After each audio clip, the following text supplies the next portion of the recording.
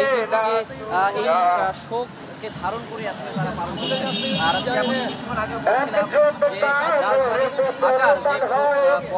সবচেয়ে বড় তাজিয়া মিছিলটি সেটি কিন্তু পুরান ঢাকা আইনশাহী দালান থেকে হয়ে থাকে এবং সেটি যেমন সকাল 10টায় শুরু হয়েছিল, ঠিক এই মোহাম্মদপুর শিয়ামুদ্দিন থেকে যে তাজিয়া মিছিলটি শুরু হয়েছে সেটিও কিন্তু ঠিক 10টা বাজে আমরা দেখতে শুরু হয়েছে। আমরা একটু দেখানোর চেষ্টা করছি যে তাদের নানা ধরনের অনুষঙ্গ রয়েছে, তারা কিন্তু বিভিন্ন প্রতীকী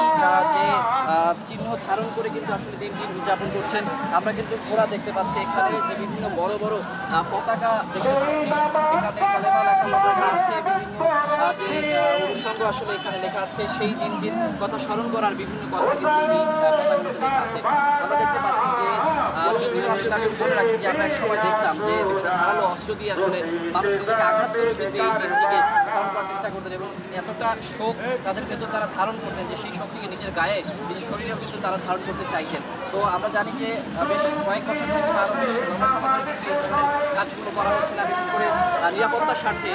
মেট্রোপলিটন পুলিশ তারা কিন্তু আসলে এবছরও এই জিনিসগুলো নিষিদ্ধ করেছে। কোনো ধরনের ধারালো অস্ত্র গ্রহণ করা যাবে না, নিজেকে আঘাত করা যাবে না। এছাড়া যে সার্বিক তাদের যে আয়োজন সেটি কিন্তু তারা করছে। আমরা দেখতে পাচ্ছি যে এখানে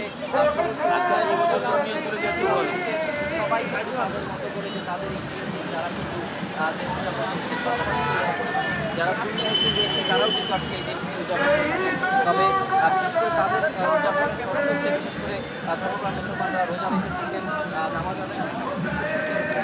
এই নানা ধরনের আয়োজন কিন্তু সুন্নি মুসলিম বলি আর শিয়া মুসলিম বলি সব সম্প্রদায়ের মুসলমানরাই কিন্তু আসলে বিভিন্ন দেশে, শুধু এই ঢাকা শহর কিংবা বাংলাদেশের সারা দেশ জুড়ে যে হচ্ছে তা না, সারা বিশ্বেই কিন্তু আসলে এই দিনটিকে পালন করা হচ্ছে। শাইনি চুলে এখন হবে সব হেয়ার স্টাইল। সিল্কোর দ্বিগুণ শাইনি চুল প্রতিদিন। বিভিন্ন আয়োজনের মধ্যে দিয়ে এবং এই যে তাজিয়া মিছিল মোহাম্মদপুরে এসেছে এটি কিন্তু আমরা দেখতে পাচ্ছিলাম যে এখানে যে বেশ বড় একটি মিছিল এখান থেকে যাচ্ছে। আমরা দেখতে পাচ্ছি এবং এখানে বেশ কয়েকটি ট্রাক রয়েছে, তবে বেশিরভাগ মানুষ কিন্তু পায়ে হেঁটে এবং সবাই কিন্তু খালি পায়ে এখানে এসেছেন যে তাদের যে এই যে শোক এবং যে শ্রদ্ধা জানানো এই দিনে যে শাহাদাত বরণ করেছিলেন যে ইমাম হুসাইন রাদিয়াল্লাহু আনহু এবং তার পরিবারের সদস্যরা, সেই শোক এবং শ্রদ্ধার জায়গা থেকে কিন্তু তারা এই ধরনের বিভিন্ন অনুষ্ঠান পালন করে থাকেন। এবং আমি দেখছিলাম যে অনেকেই কিন্তু যে কারবালার যে মাটি সেটি সংগ্রহ করে সেটিও কিন্তু তারা তাদের মুখে, গায়ে, মাথায় ধারণ করেছেন। তারা কিন্তু যে এই দিনটিকে সর্বাত্মকভাবে সার্বিকভাবে আসলে তাদের মধ্যে ধারণ করতে চান এবং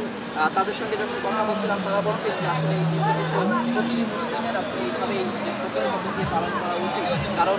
যে এই যে অপরিণতি এই দিনে হয়েছিল ইসলামের যে যে অপরিণতি সেদিন হয়ে গেছে, যে মুসলমানদের যে সর্বশেষ নবী মুহাম্মদ সাল্লাল্লাহু আলাইহি ওয়াসাল্লামের যে বংশধররা, যে তার দৌহিত্র, তার পরিবারের সদস্যরা যে আসলে ইন্তেকাল করেছেন, তাদেরকে হত্যা করা হয়েছিল এরকমভাবে, সেজন্যই কিন্তু আসলে তাদের এই যে আহ্বান যেন প্রতিটি মুসলমান এই দিনটিকে আসলে তাদের মধ্যে ধারণ করেন এবং তারা যেন শোকটিকে আসলে অন্তরে ধারণ করেন, শুধুমাত্র আয়োজন কিংবা উৎসব আনন্দ যেন না করেন, শোকের মধ্যে দিয়ে যারা এই দিনটিকে পালন করেন, এই আহ্বান কিন্তু তারা আমাদেরকে জানিয়েছেন। তো শাকিলা, এই ছিল আমার কাছে এখন পর্যন্ত এই যে মোহাম্মদপুরে যে তাজিয়া মিছিলটি বের হয়েছে এই মিছিল থেকে সর্বশেষ খবর।